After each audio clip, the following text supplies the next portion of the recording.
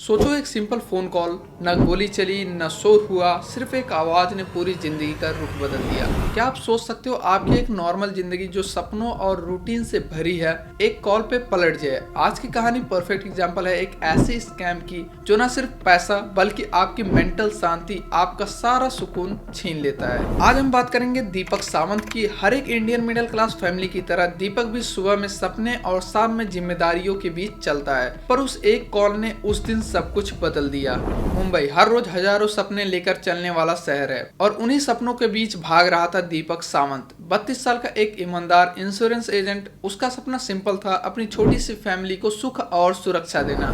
दीपक एक आम आदमी था, हर सुबह जल्दी उठता, 2 छोटे बच्चों को स्कूल के लिए तैयार करता, पत्नी अंजलि के साथ चाय पे हल्का सा हंसी मजाक करता और फिर निकल पड़ता अपनी रोज की जिंदगी के जंग में। इंश्योरेंस बेचना आसान नहीं था। हर दिन नए कस्टमर को समझाना, टारगेट्स पूरा करना और घर के लिए बेहतर जिंदगी बनाना, यही उसकी असली लड़ाई थी। अंजलि भी हर रोज दीपक को कहती, बस ज्यादा स्ट्रेस मत लो, सब ठीक हो जाएगा। उन दोनों को पता था ये संघर्ष ही उनके सपनों को जिंदा रखता है। पर 2024 की एक खूबसूरत सुबह दीपक के लिए एक ऐसी कहानी की शुरुआत बन गई जिसका दर्द उसने कभी सोचा भी नहीं था। एक सुबह दीपक का फोन बजा अननोन नंबर से। आवाज हल्का सा था पर उसमें छुपा था एक खौफनाक साजिश। जब उसने कॉल उठाया तो उधर से आवाज आया, नमस्ते सर, मैं सीबीआई साइबर क्राइम यूनिट से बोल रहा हूँ। आपका आधार नंबर एक ड्रग्स रैकेट में मिला है। ये बहुत सीरियस मामला है, आपको तुरंत कोऑपरेट करना पड़ेगा। दीपक की सांसें तेज हो गई। आधार जो उसके लिए अपना पहचान था, अब वो उसके खिलाफ सबसे बड़ा सबूत बन गया। कॉलर ने धमकी दी, अगर आपने कोऑपरेट नहीं किया तो आपको वर्चुअल अरेस्ट में डाल दिया जाएगा। दीपक ने घबरा कर पूछा, मैं तो एक साधारण आदमी हूँ, मैं ऐसे कोई काम नहीं करता, आपको गलतफहमी हो गई होगी, कृपया दोबारा चेक करें। कॉलर ने तेज आवाज में कहा, ये कोई मजाक नहीं है दीपक जी, ये केस बहुत सीरियस है, अगर आपने कोऑपरेट नहीं किया तो आपका केस और भी बड़ा केस हो जाएगा। फिर दीपक बोला, वर्चुअल अरेस्ट मतलब क्या होता है? उस आवाज ने एक्सप्लेन किया जैसे किसी कोर्ट का ऑर्डर हो, सर अब आप हमारे ऑफिशियल कस्टडी में हैं और ये कॉन्फिडेंशियल मैटर आपके परिवार से दूर रखना होगा। फिर कॉलर ने बताया, ₹38 लाख का वेरिफिकेशन बॉन्ड तुरंत ट्रांसफर करना होगा, तभी आपको वर्चुअल अरेस्ट से बचाया जा सकता है। दीपक ने घबरा कर कहा, मेरे पास इतने पैसे नहीं है, क्या और कोई रास्ता नहीं है? कॉलर ने धमकी दी, समय बहुत कम है, अगर आपने पैसे नहीं दिए तो आपको तुरंत अरेस्ट कर लिया जाएगा। स्कैमर ने दीपक के फोन का कैमरा, माइक्रोफोन और लोकेशन एक्सेस कर लिया। कॉलर ने कहा, अब हम आपको हर वक्त देख सकते हैं, आपको हर बात में हमसे कोऑपरेशन करना होगा। दीपक से कहा गया कि वो व्हाट्सएप वीडियो कॉल पर हर रोज कनेक्टेड रहे, कैमरा ऑन रखे ताकि वो उसकी हर हरकत पे नजर रख सके। कॉलर ब्लैकमेल करने के लिए फैमिली का धमकी भी देता था, अगर आप कोऑपरेट नहीं करोगे तो आपकी फैमिली भी इस मामले में फंस सकती है। इस तरह दीपक सिर्फ पैसे के लिए नहीं, अपने परिवार की सुरक्षा के लिए भी मजबूर था। हर वक्त कैमरा और माइक्रोफोन ऑन रहने की वजह से उसकी जिंदगी एक डिजिटल जेल बन गई, जहाँ उसकी कोई प्राइवेसी नहीं थी। वो अपने घर में था पर हर पल महसूस करता था कि वो एक ऐसे जेल में फंसा है जहाँ से बाहर निकलना मुश्किल है। अंजलि को धीरे धीरे एहसास हुआ कि कुछ तो गलत है। दीपक पहले जैसा नहीं रहा, घर में चुप रहने लगा, अक्सर बिना वजह गुस्सा करता और उसने घर वालों से बात करना भी कम कर दिया था। अंजलि ने सोचा ये सिर्फ स्ट्रेस नहीं, कुछ और हो सकता है। आखिरकार दीपक ने अंजलि को अपनी पूरी कहानी बतानी शुरू की। कैसे एक कॉल आई थी जिसमें कॉलर ने अपने आप को सीबीआई बताया, उसका आधार ड्रग्स केस में पाया गया है कहा, और कैसे उसको धमकी देकर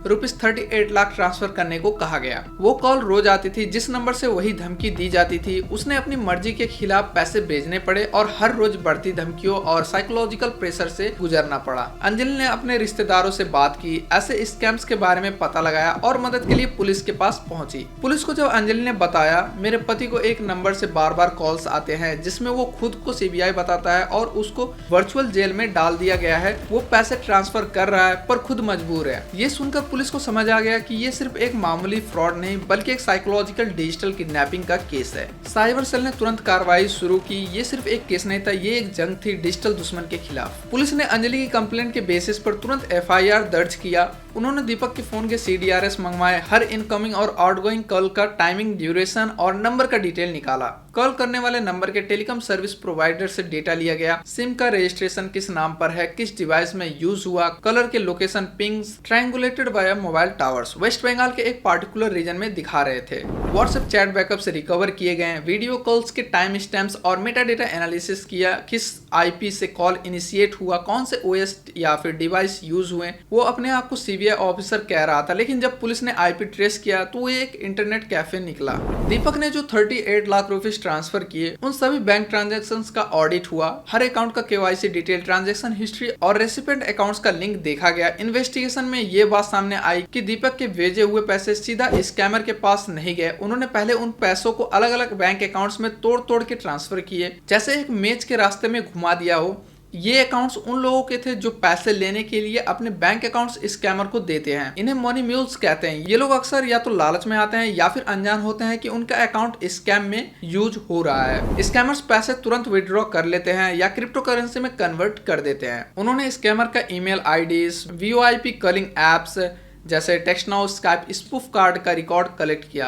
डिवाइस फिंगरप्रिंटिंग की मदद से ये देखा गया कि एक ही सिस्टम से मल्टीपल आईडीज ऑपरेट हो रहे थे, जिसका मैक एड्रेस ट्रेस हो गया। कॉल्स के वॉइस रिकॉर्डिंग्स एआई के जरिए वॉइस सिग्नेचर मैचिंग के टूल्स से कंपेयर किए गए। पहले से नॉन स्कैम वॉइस डेटाबेस से मैच मिला। एक पुराना ऑफेंडर जो 2022 में भी वेस्ट बंगाल स्कैम रिंग में इन्वॉल्व था। यह स्कैम किसी एक व्यक्ति का नहीं था, एक पूरी ऑर्गेनाइज्ड रैकेट का हिस्सा था। पैटर्न सेम था, आधार मिसयूज, ड्रग्स केस का डर, वर्चुअल अरेस्ट का प्रेशर, वेरिफिकेशन बॉन्ड के नाम पर पैसे का डिमांड। उन्होंने दूसरे सिमिलर कंप्लेंट्स को क्लब किया और पैटर्न बेस्ड प्रोफाइलिंग बनाई। पुलिस ने फेक आइडेंटिटी क्रिएट करके एक बैट सेटअप किया, जहां एक ऑफिसर ने दीपक जैसा विक्टिम बनके उनसे इंटरेक्ट किया। वीडियो कॉल के दौरान उन्होंने स्क्रीन रिकॉर्डिंग और फेस रिकॉग्निशन टूल से उनका लाइव फेस कैप्चर किया। IP logs, GPS spoof trail और फाइनेंशियल क्लूज को मिला के उन्होंने वेस्ट बंगाल के आसानसोल एरिया में एक रेंटेड फ्लैट आइडेंटिफाई किया। एक ज्वाइंट रेड हुआ। State cyber police plus local enforcement, 3 लोग पकड़े गए, इंक्लूडिंग वो आदमी जिसके आवाज से दीपक को हर दिन साइकोलॉजिकल टॉर्चर मिलता था। ये इन्वेस्टिगेशन सिर्फ दीपक के लिए नहीं था, ये उन सब लोगों के लिए थी जो कल किसी वर्चुअल अरेस्ट, फेक सीबीआई या इमोशनल स्कैम का शिकार हो सकते हैं। पूरा 1 महीना गुजर गया।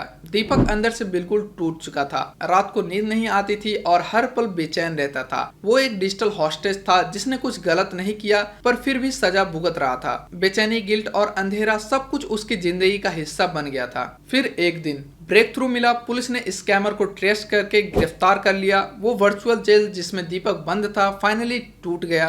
दीपक घर लौट आया अपनी फैमिली के पास, लेकिन उस 1 महीने का दर्द उसके रूम में बस चुका था। आंखों में आंसू नहीं थे पर अंदर सब कुछ टूट चुका था। दीपक कहते हैं, मैं तो फिजिकली अपने घर पर हूँ पर मेरे अंदर कुछ ऐसा बदल गया है जो हमेशा के लिए रहेगा। वो महीना मेरे जिंदगी का सबसे गहरा अंधेरा था, लेकिन मैं टूटने नहीं दूंगा क्योंकि अब मेरा मिशन है अपनी कहानी से दूसरों को सावधान करना। दोस्तों, आज के डिजिटल युग में सबसे बड़ा स्कैम एक फोन कॉल से शुरू होता है। वो सिर्फ आपसे पैसे नहीं चुराते, वो आपका विश्वास, आपका सुकून भी चुरा लेते हैं। इसलिए साइबर गार्ड की तरफ से कुछ जरूरी बातें जो आपको याद रखनी चाहिए। कभी अपनी पर्सनल डिटेल्स किसी अनजान कॉलर को ना दें। अगर कोई पैसे मांगता है या धमकी देता है, तुरंत अपने बैंक से कंफर्म करें। व्हाट्सएप या वीडियो कॉल पर अगर कोई इमोशनल दबाव बनाए तो किसी भरोसेमंद इंसान को बताएं। अपने परिवार को हर बात बताएं, उनका सहारा सबसे बड़ा बल है। और सबसे जरूरी है, अगर आप या आपके परिवार को किसी को कोई मुश्किल हो, तुरंत साइबर सेल या पुलिस से संपर्क करें। साइबर गार्ड का मिशन है आपको अवेयर रखना ताकि आप और आपका परिवार सेफ रहे। एक फोन कॉल जिंदगी पलट सकती है, इसलिए अपनी साइबर सुरक्षा को कभी लाइटली ना लो। ये थी दीपक की कहानी, एक जिंदगी जो सिर्फ एक कॉल की वजह से डिजिटल जेल बन गई। ऐसे हजारों लोग हर रोज शिकार बन रहे हैं। इस वीडियो को अपने दोस्तों, अपने परिवार के साथ शेयर कीजिए। शायद आपका एक शेयर किसी की जिंदगी बचा दे। कमेंट्स में अपने एक्सपीरियंस लिखिए या अगर आपका कोई सवाल है तो जरूर पूछिए। साइबर गार्ड पर हम आपको हमेशा सही गाइडेंस देने के लिए तैयार हैं। अगर वीडियो पसंद आया लाइक जरूर करें और सब्सक्राइब करना ना भूलें। तो मिलते हैं अगले वीडियो में, तब तक सतर्क रहें, सुरक्षित रहें। धन्यवाद।